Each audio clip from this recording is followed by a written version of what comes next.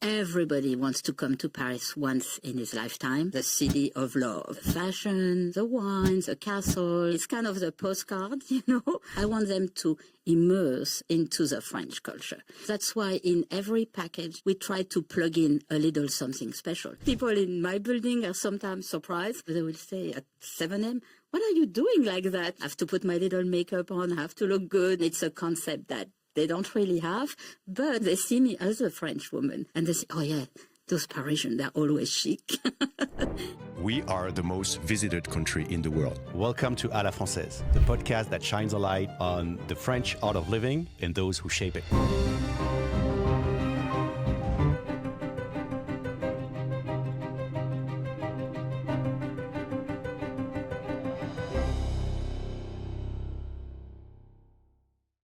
Today, I'm hosting Magali Chisholm. Magali is the founder and the head of a U.S. tour operator, Essential Travel. So she designs beautiful itinerary for the American travelers. And Essential Travel has been elected Best Tour Operator of the Year for the second time in a row, 2024 and 2025. Okay, let's go. Just before we started, I called you Magali Chisholm, but I was totally wrong, and you corrected me and say my name is Magali Chisholm. Mm-hmm. Can you just explain in a few words where does this beautiful name come from? Basically, it comes from a holm that was coming from what is now Scotland, that went to Normandy with Guillaume le Conquérant and married a duchess. And Duchess was making cheese. Well, that's perfect. We're talking about France and cheese. Very, very nice. And so that's how it became Chisholm, a duchess with a holm.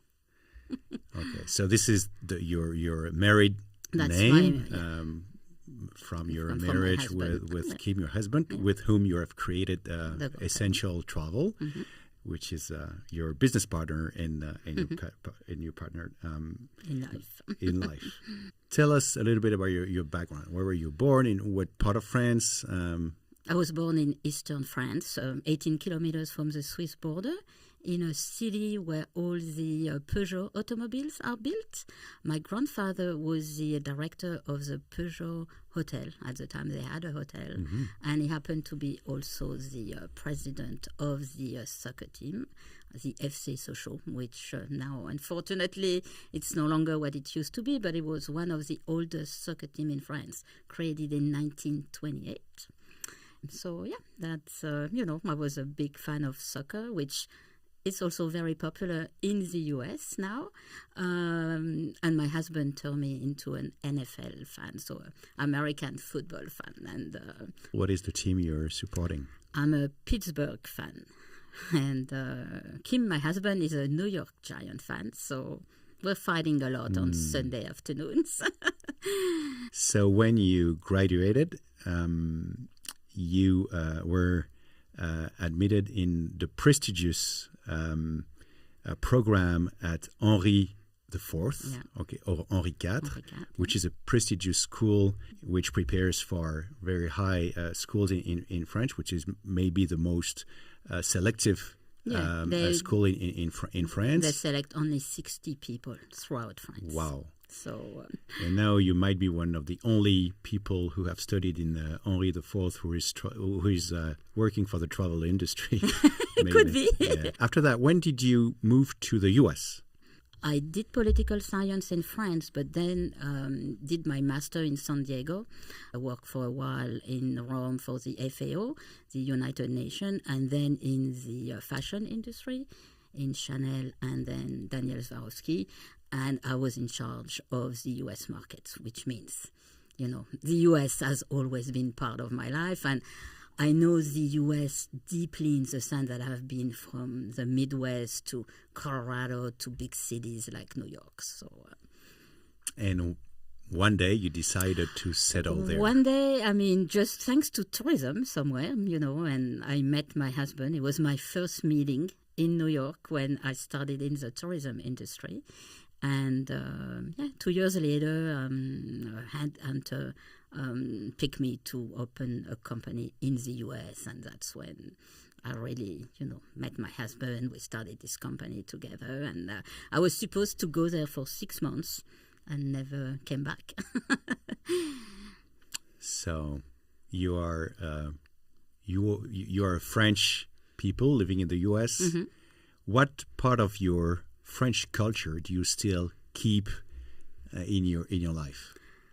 There are two aspects. The food, number one. So we live we eat like French people in the sense that we cook every day. We peel potatoes or vegetables every day. My husband, in fact, is a cook. I haven't done anything for the past 23 years. His mother, he grew up in the US, and his mother told him, you know what? She gathered all the boys, and she said to them, you know what, boys? One day you will marry an American, you'd better learn how to cook. And so he's an excellent cook. That was his dream, to become a cook. He never did it, but so he goes. We eat from scratch every day. We have nothing in the fridge. We have very slow food movement. And somewhere it's something great, and you can afford to do that if you live in a big city like New York. Because if you're, in the middle of Midwest, you depend on a supermarket. But in New York, you can find anything from French cheese to the best vegetables. But we have a kid, and sometime I remember Louis was invited in some families with some friends of school, and the kid was saying, the family was like, what do you want to eat tonight? And he was saying oysters and people looked at him like, what is this kid? He doesn't eat hot dog, he doesn't eat hamburgers or French fries. So we've really kept our biggest thing is to eat like French people, and that's that. And second, I think as I said, I worked in fashion, and Americans will go outside in their pajamas. I will never ever do that. And people in my building are sometimes surprised. They will ring at our door and they will say at 7 a.m., what are you doing like that? Because I have to put my little makeup on, I have to look good, and it's a concept that they don't really have, but at the same time, they see me as a French woman, and they say, oh yeah, those Parisians, they're always chic.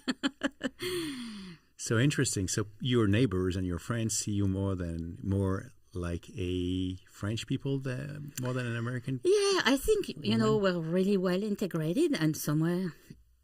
But yeah, I'm still the French woman, that's how they see me, and my accent, which is a big plus.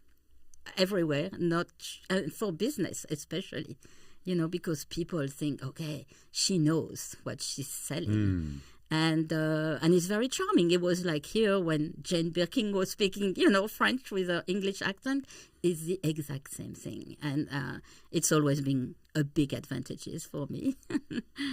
And what portion of the American culture did you integrate, and do you feel in your personality? How did you evolve, in what sense, with all these years?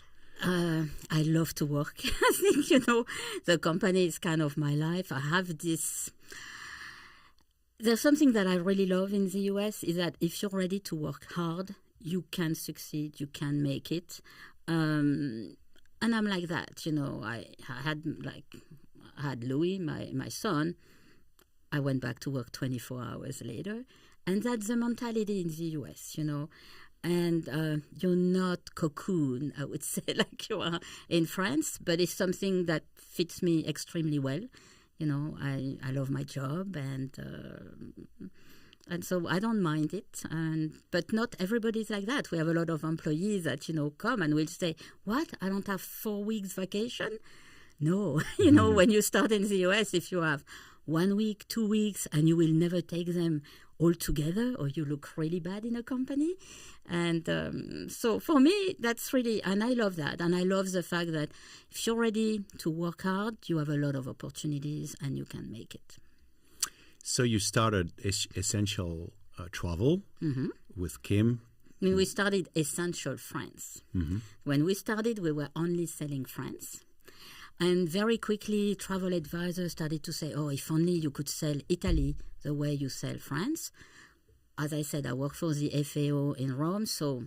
So what are your clients willing to visit France, what are they seeking in traveling to France? I think, there's still this cliche. First of all, Paris, the city of love, the city of romance, the food, the shopping, the fashion, and, sleeping in a chateau. For them, it's all about the wine, the castle.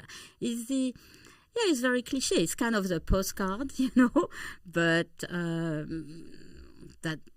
that's what they envision, at least. And often, people come back and they are not disappointed, and somewhere, strangely enough, it's exotic to them. It's not like in the US. So that's what they are looking for. So you started selling trips to France years ago. Mm-hmm. I assume that you're not selling the same kind of experiences today that you used to do in the past. No. What is the difference?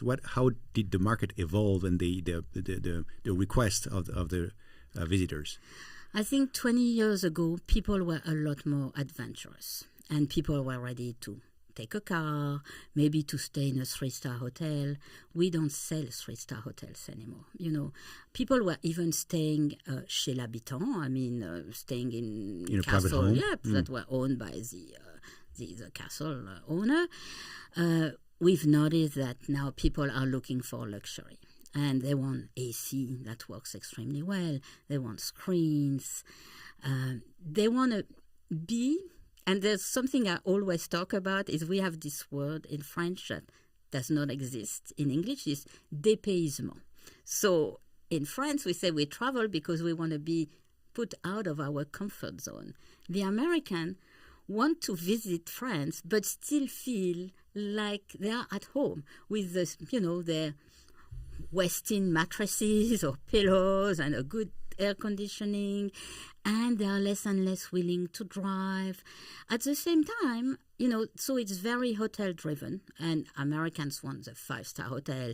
They want big rooms. They often travel with a lot of suitcases. They have suitcases where I could fit in, basically, So they need the palaces, they need this, they need that. And at the same time, they are looking more and more for special experiences. So there's a contradiction where they are looking to, kind of discover the culture, and it could be via a cooking class or a food tour.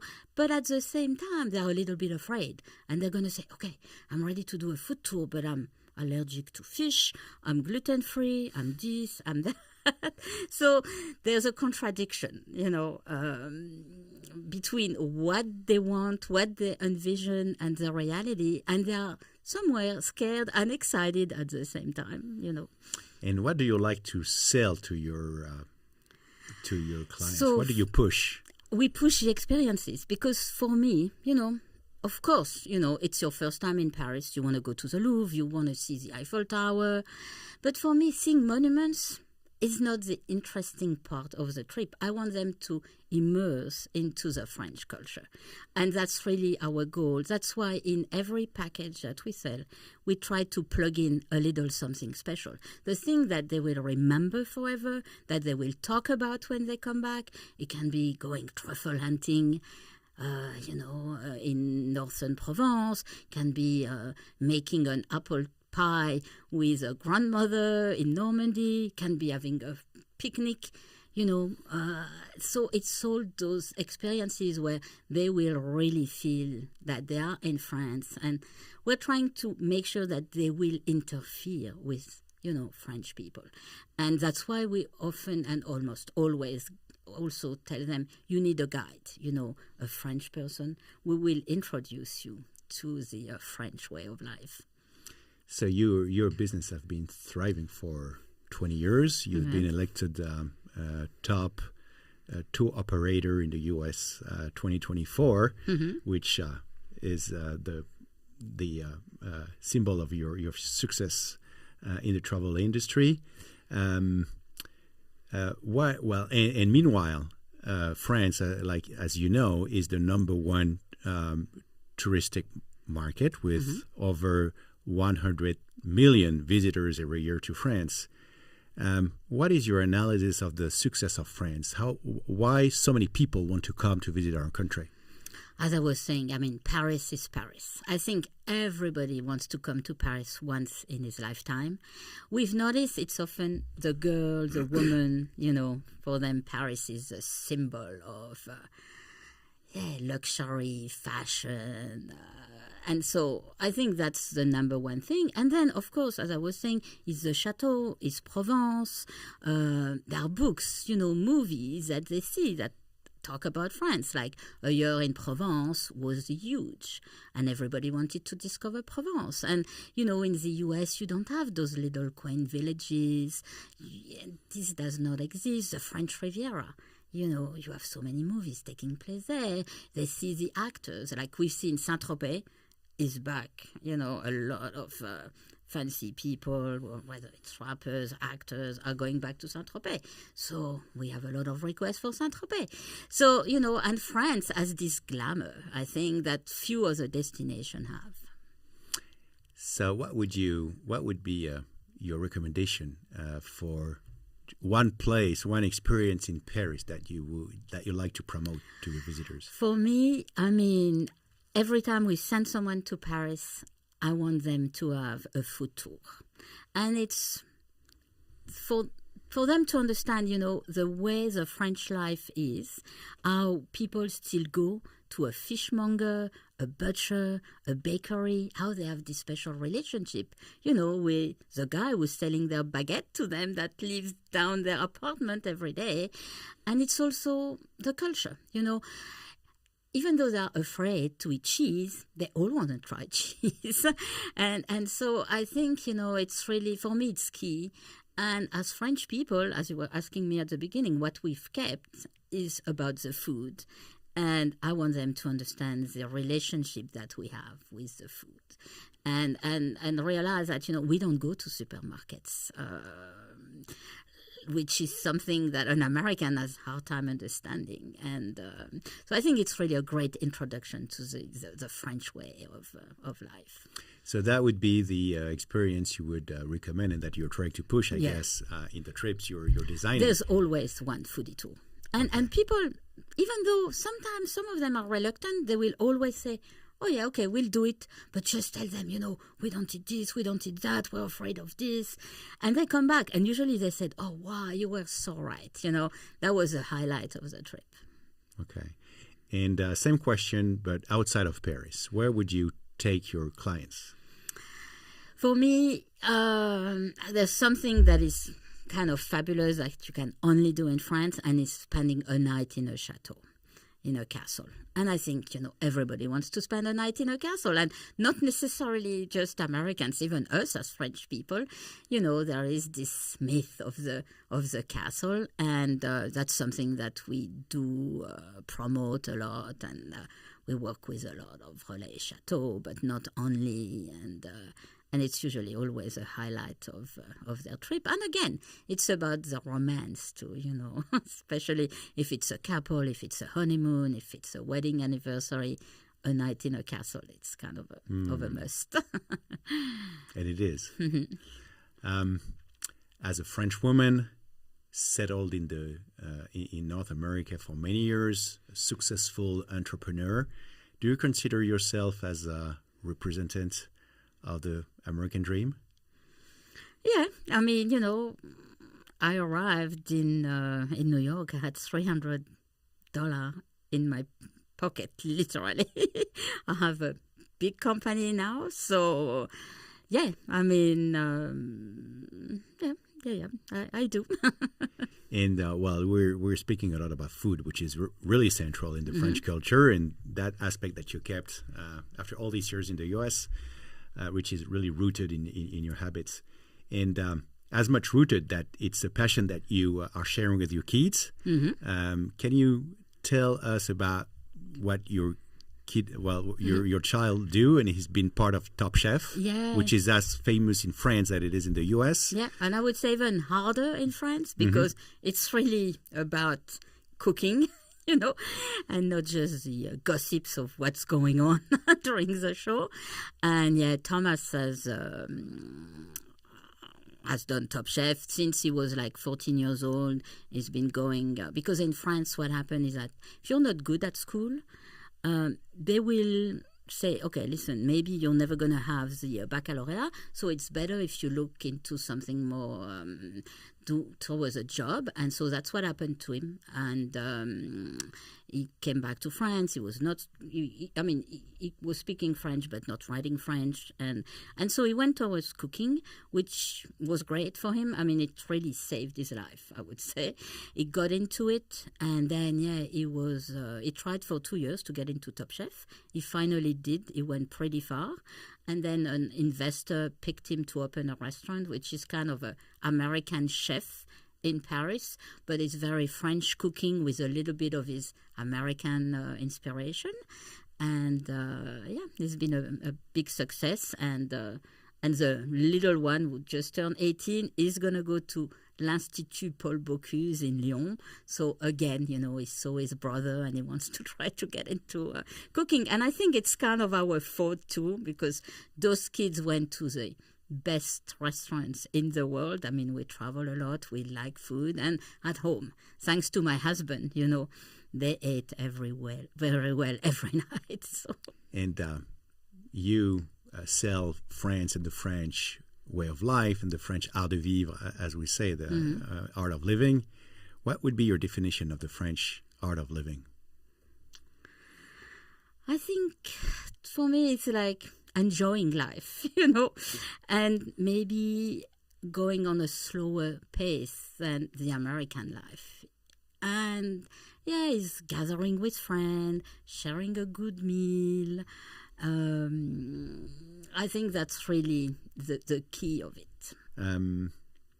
What at essential travel makes your trips really unforgettable? The special experiences. And as I said, it can be anything. It can be, if you're an active traveler, it can be a biking tour. It can be a hiking tour. If you're more into music, we'll make sure we'll get you an opera ticket or behind the scene at the opera. So it's the fact that we really customize the trip for every client. We will redo it as many times as we might have to do it to make sure that the client is going to have this little thing that he's really interested in and he was looking for, and that will make a difference in his, something, as I said, that he will remember forever. And sometimes it's like just, eating the best croissant in Paris. And what is the image that your clients, that the people who visit France, what is the image they have of the French people? When you said that, the first thing that came to me was strike. And I should not say that. Really? But they think it's a national sport. Not positive at all. No, not positive. They also think that we don't like Americans. There's always this feeling, but I think they're a little bit intimidated. And they think that we're kind of snobs. And, they think, they are all chic, so they're going to look at us down, like with our horrible sneakers. And there's a phenomenon in the US, too, that we can't deny, is that people have become heavier and heavier. So sometimes they feel a little uncomfortable, coming to Europe, especially to France, where they think, all the women are beautiful and fit. They always say to me, how can you eat so much cheese and baguette and not be overweight? That's kind of the myth, but it's there. And as we were saying before, they are not as adventurous as they were maybe years ago. Food has become a big issue. They're afraid of what they're going to be eating. And so often we have people saying, okay, but, are they going to be nice with me? They have this feeling that the French are not going to accommodate, all their special requirements. So often the image is not maybe the best, but at the same time, they have Paris, the Eiffel Tower, the French Riviera in mind. They're a little bit afraid of the French people, but often they come back and they realize that, oh, wow, everybody spoke English, everybody was nice. So that's why it's key, for them to come so that they can spread the word that, no, French people do love Americans. And I'll tell them, it's almost to a point where, we come back to Paris and we see a lot of cafes that have been turned into McDonald's, or you have even KFC. I mean, you have all those horrible, fast food. So I tell them, don't worry, you will feel, if you need anything American in Paris or even anywhere in France almost nowadays, you will find it. Is there any dish that you would always order going to a brasserie and that you don't have in the U.S.? Yeah, there's one dish I love, calamar and pulp. So one of my favorite dishes is calamar à l'armoricaine. I don't know why. I love everything that is I don't know how you would flambé translate that. with cognac. So if they have, calamar à l'américaine, which is like calamari, but armoricaine is a sauce where you basically you use cognac and tomatoes. That's one of my favorite dishes. So if they have it on the menu, because Americans don't really, it's too chewy for them. And you mentioned many times that French moment, very cultural, that spending time with friends around a table and sharing a good meal. Why is it so special? Why do French so much love that? Is it this social moment? Is it the food? I think it's a mix of both. And I think we're intellectual, somewhere, a lot more than Americans. Americans will talk about football.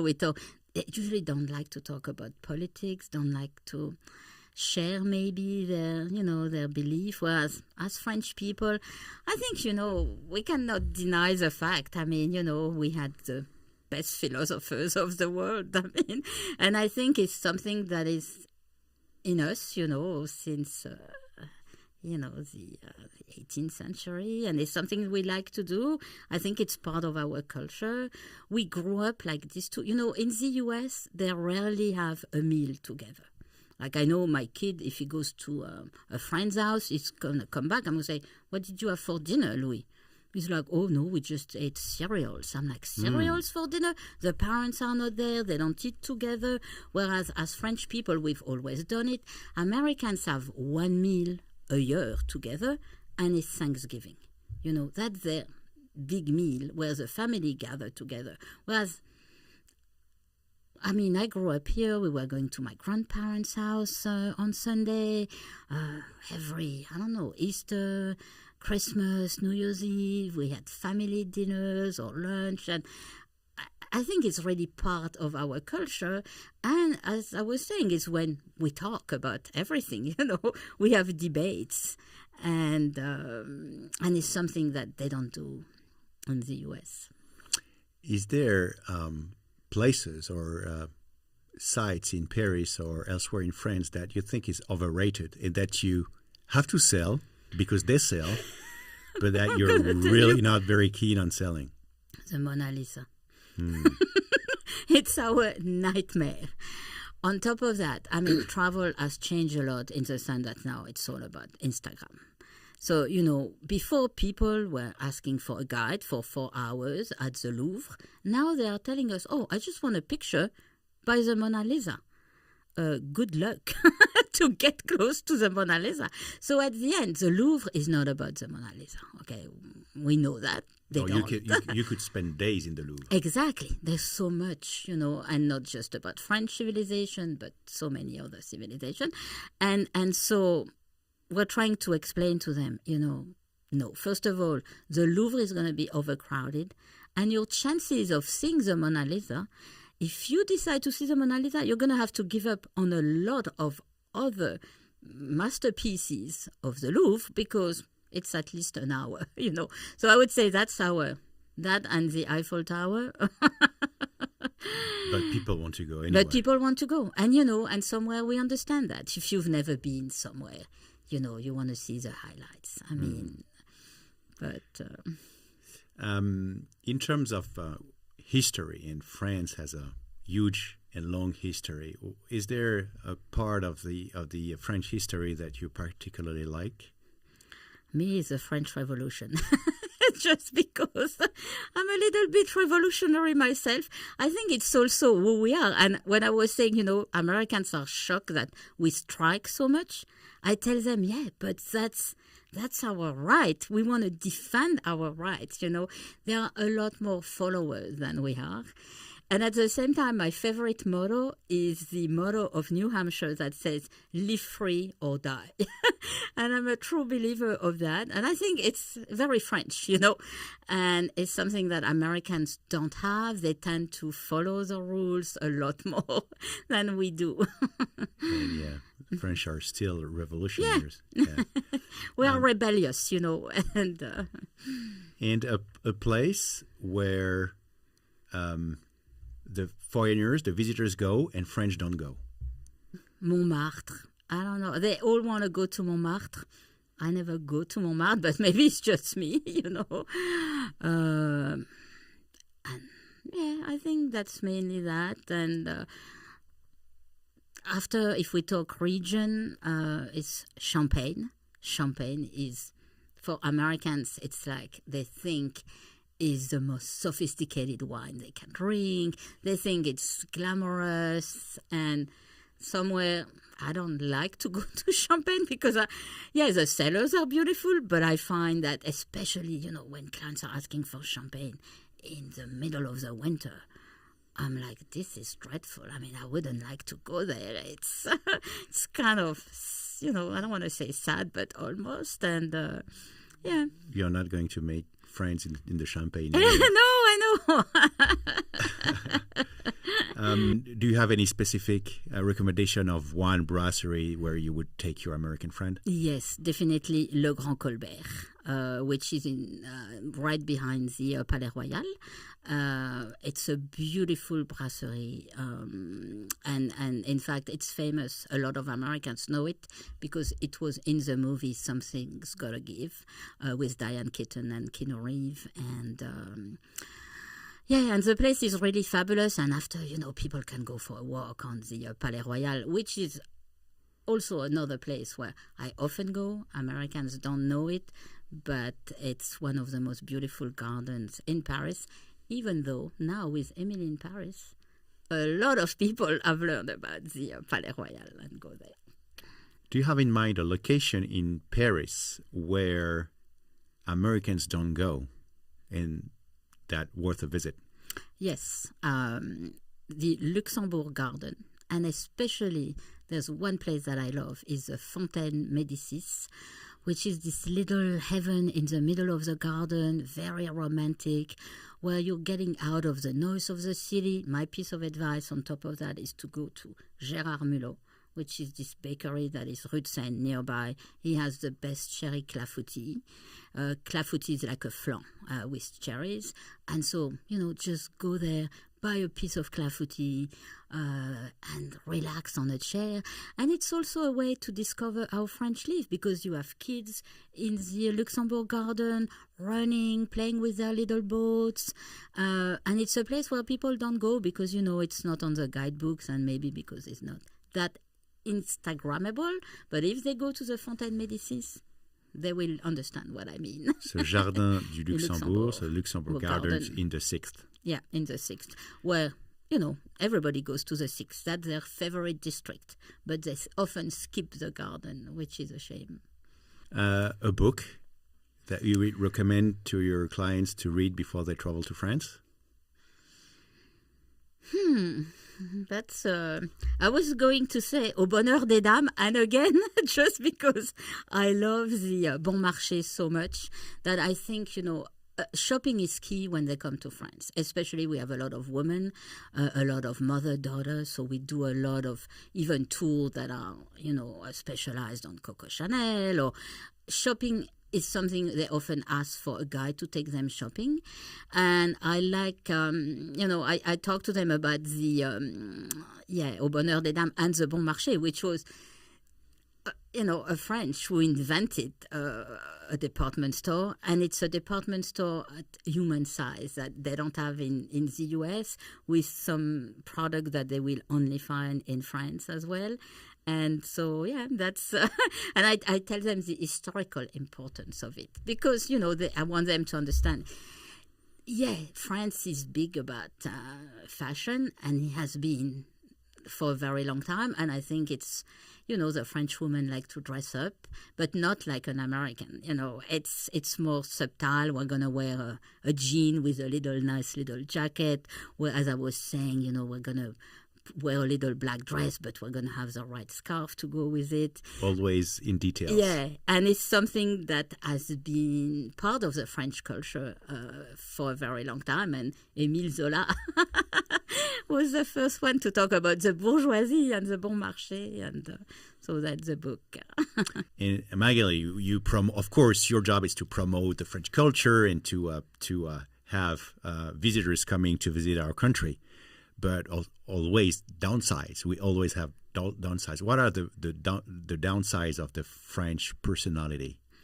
I think the main thing is they're very grumpy. They're never happy. They don't see the positive side, whereas an American will always see the positive. The French tend to see the negative, and they complain a lot. Whereas seen from the US, their life seems like it's paradise. They have 5-week vacation, they have social security, medical covered.